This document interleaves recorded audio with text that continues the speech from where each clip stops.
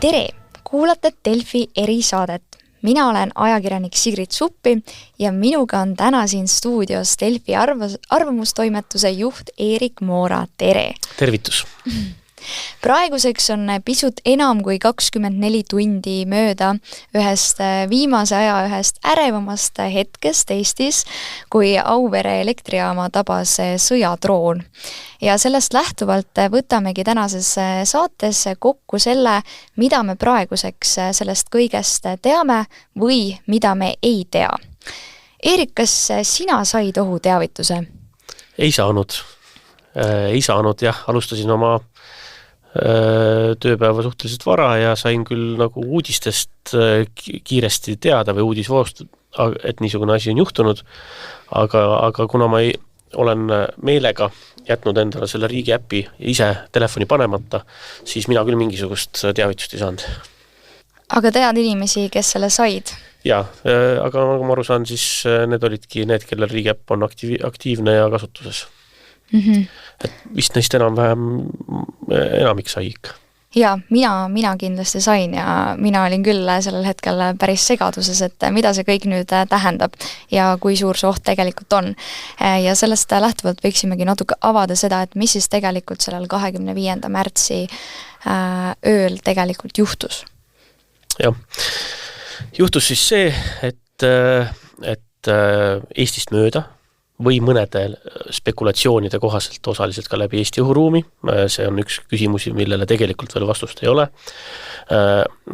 Siirdusid siis Ukraina pikamaa droonid, mis olid suunatud Venemaa Soome lahe äärsetele sadamatele, mida on 2 suuremat, Primorsk ja Ust-Luga. Ust-Luga on väga Eesti piiri lähedal, et soovitan vaadata kaarti, kuidas ta on sisuliselt ühe väikse sellise neemekese taga Narva jõe suust. Ja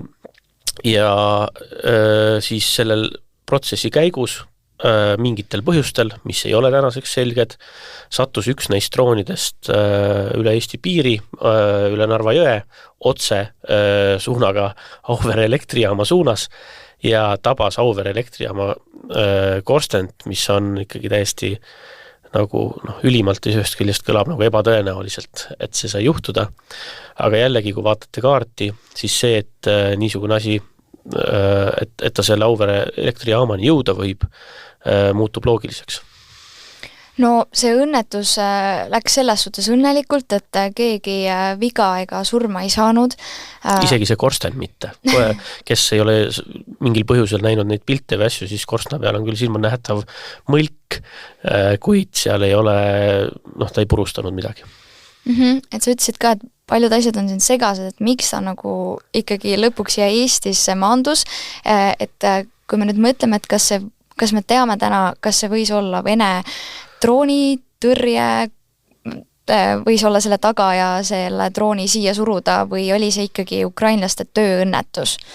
Praegune hetk on selline, või praegune teadmine, avalik teadmine, sellele küsimusel tegelikult päriselt vastata ei võimalda, et isegi mida on öelnud näiteks Eesti õhuväe juhataja on öelnud, et kõige tõenäolisem, et see oli lihtsalt tõesti nagu erakordselt ebatõenäoline juhus, et ta sinna pihta sattus.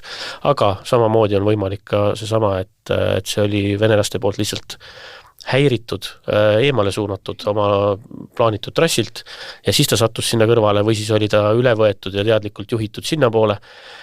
Võib ka olla, arvestades seda, et ukrainlased kasutavad, probleem on see, et vastaspool häkib nendesse oma elektroonilise side segajatega, häirib droone väga palju, siis on droone arendatud sellisel moel, et nad oleksid nii-öelda tehisaru põhiselt võimeline ise sihtmärke leidma, juhul kui, et ei peaks nendega kogu sidet hoidma ja kui nad kaotavad oma selle esialgse sihi ära või GPS info kaob, et siis nad ise valivad sihtmärki, mis sobib ja sellisel juhul nad on kindlasti koolitatud ja treenitud tabama elektrijaamade korstnaid, trafosid ja kõiki muid niisuguseid asju, mis on ka üks võimalik seletus, aga sellel teoorial ei ole tegelikult mingisugust ametlikku kinnitust taga ja me ka ei tea, kas Kaitsevägi tegelikult seda teab.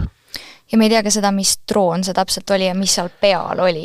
Jah, just, et see on ka üks niisuguseid kummalisusi, et täna ikkagi 1,5 või 2 tööpäeva pärast selle situatsiooni toimumist.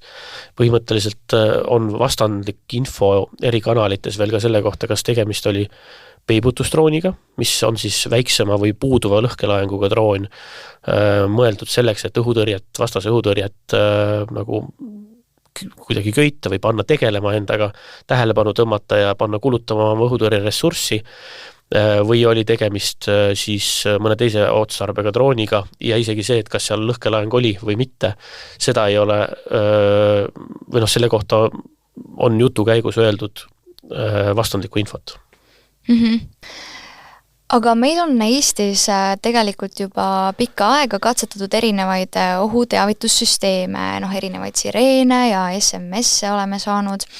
Aga mis me eilsest juhtunust tegelikult õppisime ja kuidas riik siis ikkagi selle olukorraga nüüd päris olukorras hakkama sai? Mis sinu hinnangul läks hästi ja mis läks halvasti? Meil on kõvasti siin niimoodi üsna häälekalt kritiseeritud kogu seda situatsiooni.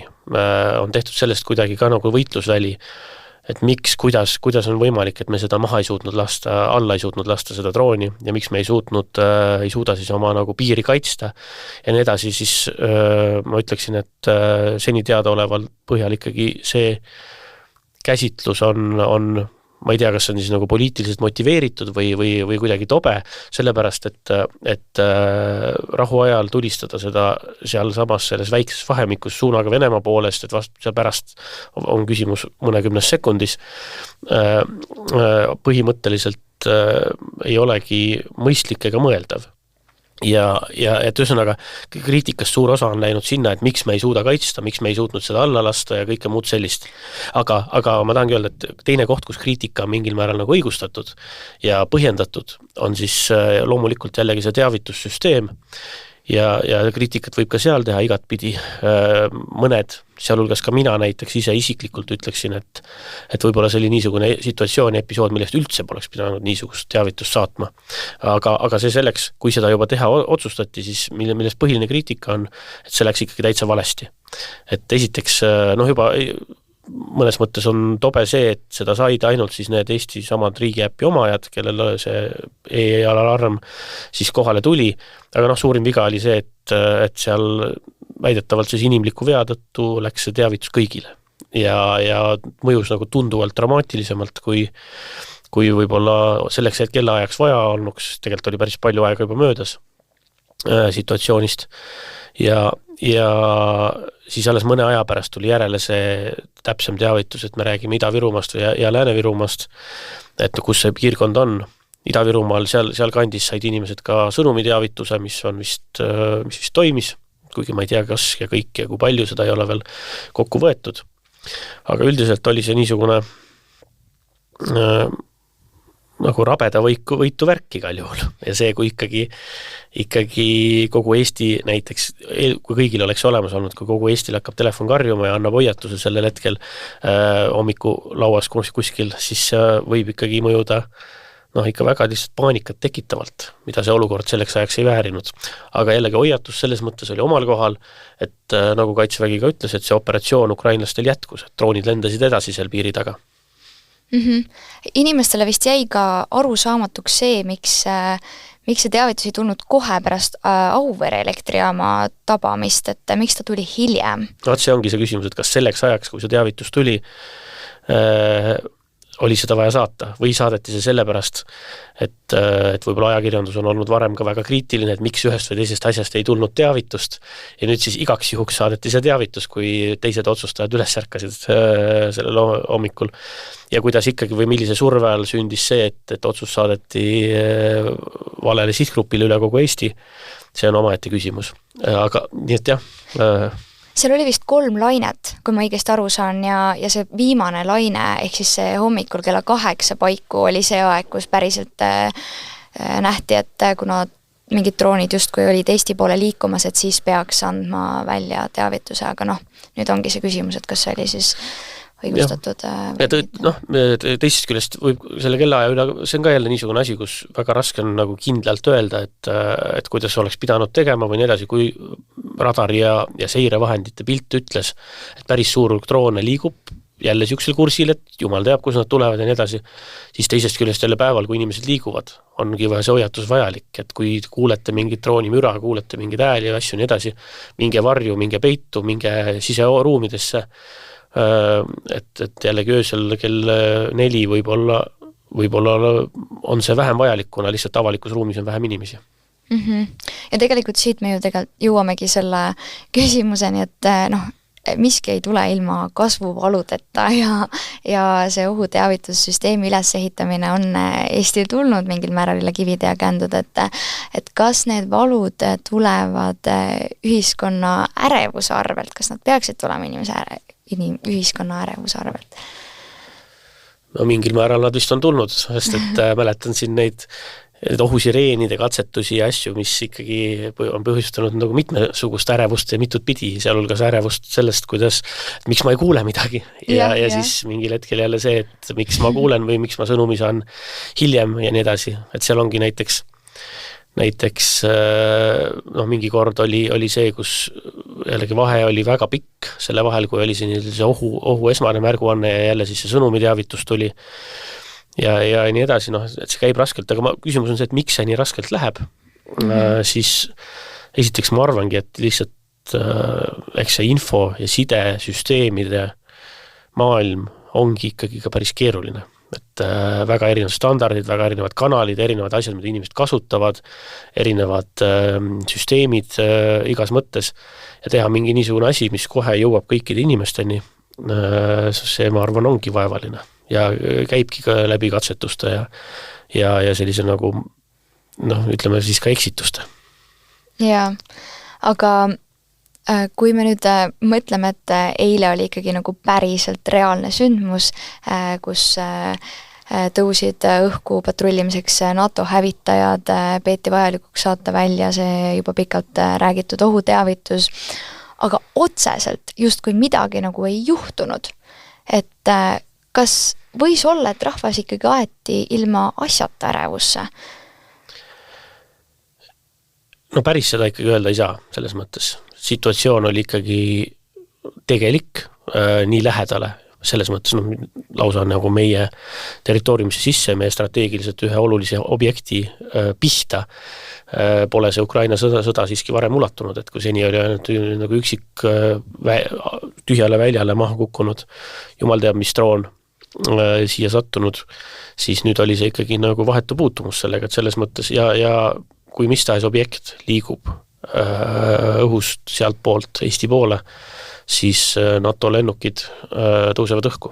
Et see on ka iseenesest mõistetav ja loogiline ja ma arvan, et need NATO lennukid olid ka valmis ja oleks olnud valmis neid droone alla laskma, kui nad oleks päriselt sisemaale tulnud. Et see droon leidis oma lõpu paraku enne seda, kui üldse oleks võinud olla võimalik teda maha lasta. Ühesõnaga võime tunda ennast mingil määral kindlamalt, et asjad toimivad? Mina ütleksin küll, et närvi minekuks selle sündmuse põhjal küll põhjust ei ole, et isegi kui see asi ise, mis ma ütlesin, et droon lendab Eestisse ja nii edasi, on hirmutav, ehmatav ja see tuleb meie objektide pihta, et inimesed tunnevad sellest nad tõsiselt häirituna, siis taust selle taga on siiski see, ja väga hea uudis on see, et Ukraina on võimeline tõsiselt kahjustama väga kaugel asuvaid Venemaa tõeliselt olulisi taristupunkte, neid täiesti purustama või alvama, ka praegu ma saan aru, on seesama Ust-Luga sadam suuresti tules, mis on Vene majanduse vajaliku teekonna jaoks väga selline meile meelevärane uudis. Just, aga kas see intsident ikkagi eile võis olla piisav, et panna nüüd poliitikud võib-olla rohkem droonikaitset konkreetsemalt käsile võtma? Nii palju kui mina tean, siis Eesti poliitikud, nii palju kui nende käes seda otsustamist on võtnud seda väga tõsiselt.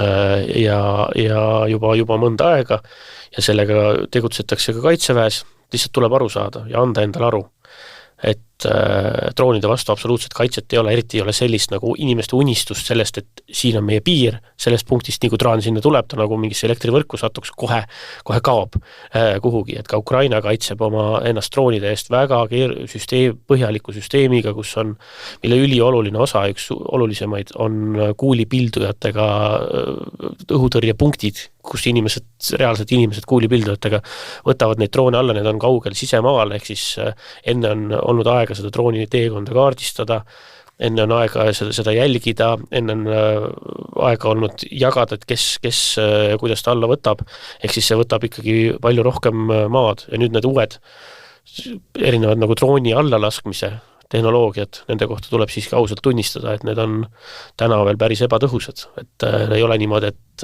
pole probleemi, võtame iga drooni alla, vaid see käib ikkagi paljude katsetega ja pingutustega ja unistus. Meil on siin väga kaua räägitud Eestis, et on vaja soetada siis endale päris nagu õhutõrjesüsteemid ja neid ongi soetatud nüüd ja need on väga kallid, aga häda ongi see, et siukeste peibutus ja muude droonide allavõtmiseks on need nagu täiesti ebaproportsionaalselt kallid ja me ei näe mitte ka maailma kõige rikkamad riigid praegu, näiteks Pärsia lahe ääres on hädas just täpselt selle sama asjaga, et nad kulutavad ära tohutu koguse õhutõrje rakette, võttes sellega alla mõned väärtusetud droonid ja ka droone saab ju saata 10, 100, 500 ja siis oled sa ikkagi käpuli. Ehk siis tegelikult see droonitõrje ongi keeruline süsteem, seda tuleb teha nagu igat moodi, sealhulgas kindlustades oma taristut, hoonet, objekti, alajaama, mida iganes ka füüsiliselt, betooniga, võrkudega, kõige muuga. Ja alles siis saame öelda, et niimoodi me kaitseme ennast droonide eest. Aga see unistus sellest, et meil hakkab olema, poliitikud teevad targa otsuse ja me laseme kõik alla kohe niipea, kui nad lähenevad, siis see ei ole lihtsalt realistlik kuskil maailmas mitte kellegi jaoks. Ja veel üks iva, mida ka tahaks öelda siin selle poliitikute küsimuse peale on see, et ka Ukraina sõda, mis on praegu kestnud üle 4 aasta, seal on olnud tegelikult väga oma erilised faasid. Oli aeg, kui oli hädasti vaja tanke ja räägiti kõikest tankide ümber, siis tuli suurtükivoon, algas suurtükisõda, ehk siis põhiline sõjajõud oli selle peal. Nii edasi, siis tulid need väikesed droonid, mis väiksed granaate pillasid, millest see kõik sai alguse. Kaua aega olid need sõjaväljaga põhivahend, valdav enamus läks mööda, mõni üksik tabas midagi. Ja nüüd alles täna on meil siis need reaalne, nagu käib reaalne droonisõda ja nii edasi, ehk siis tegelikult seda aega ei ole olnud nii kaua, vaid aasta-paar võib-olla ja nii kiiresti nagu võimeid üles algu 0-st 100-ni ei ehitata, aga me siiski tegeleme sellega. No ja tegelikult väga hea, et me tegeleme, sest neid õhupiiride rikkumisi on ju lisaks nüüd Eestile olnud ka ju viimastel aastatel teistes Euroopa riikides ja meie esimest korda nägime seda eelmisel augustil, kui droon Eestis maha kukkus. Aga siit siis võib-olla küsimus, et mis saab tulevikus, et kas see oli tegelikult aja küsimus, millal see droon uuesti Eestisse jõuab või kas see ongi nüüd meie uus argipäev? Ei, ma seda ei usu, et me peame nagu argipäevaselt sellega silmitsi olema, praegu hetkel Ukrainal käis niisugune operatsioon. See operatsioon tal iga päev ei käi. Ma ei usu, et ta jääbki nüüd igapäevaselt Ust-Luga sadamat pommitama, vaid see ühel hetkel see saab läbi ja siis ma eeldaksin, et neid nagu ei tule enam pidevalt ja tahaks loota. Aga mis järeldused teeb sellest olukorrast Venemaa? Loodan, et ta teeb ikkagi jätkuvalt sellise mõistliku kalkulatsiooni, et meie piirkonna riikide vastu rääkimata siis kogu NATOst torkima tulla ei maksa. See on hea positiivne noot, millega oma saatele joon alla tõmmata, nii et aitäh, Eerik, et sa tulid, aitäh kõik kuulajad, kes te meid kuulasite, loodame, et saite eilsest selgema pildi.